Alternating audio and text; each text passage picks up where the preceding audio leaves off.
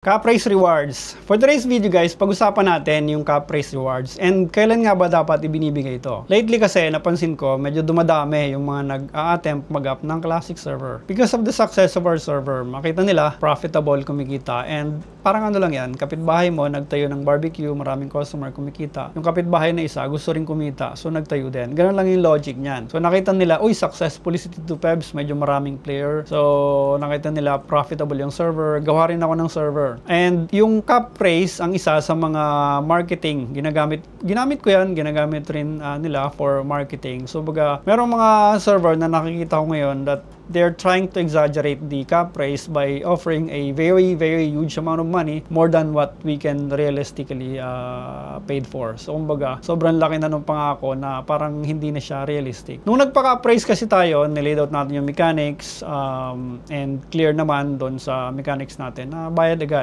As a server owner kasi, meron din kaming dapat na kumbaga, protektahan. We have to protect the business from the Capraisers. Kasi meron mga grupo ng players na walang ginagawang iba, kundi magka-praise lang talaga. So, pasok sila sa isang server, magkaka-praise sila, and after nila makuha yung pera, bibenta nila yung character, hanap na naman ng bagong server. So, we have to protect the business from those people. Nung nag-up ako ay nagpaka-praise tayo, I have Akame and their group in mind, sila Tax, kung papasok sila, I'll make sure that the business is protected and that hindi ako malulugi dun sa nilaid kong top 5 per class per school kasi medyo marami.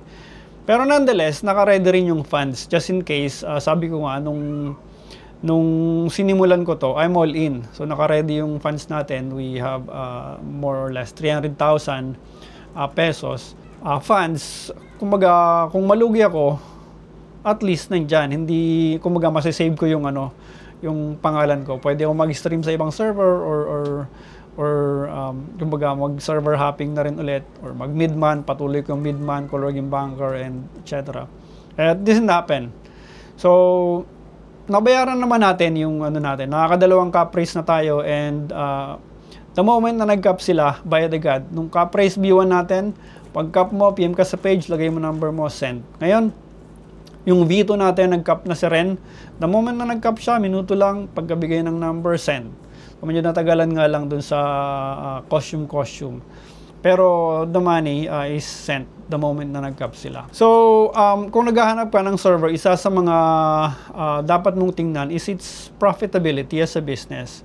Kasi kung player ka lang, papasok ka lang, gusto mo lang makuha yung price pool, pero hindi mo tinignan yung mga status ng server na kikita ba to sa ganitong klase ng operating expenses, parang sobrang laki nung ginagastos, saan kukuha ng pambayad sa amin.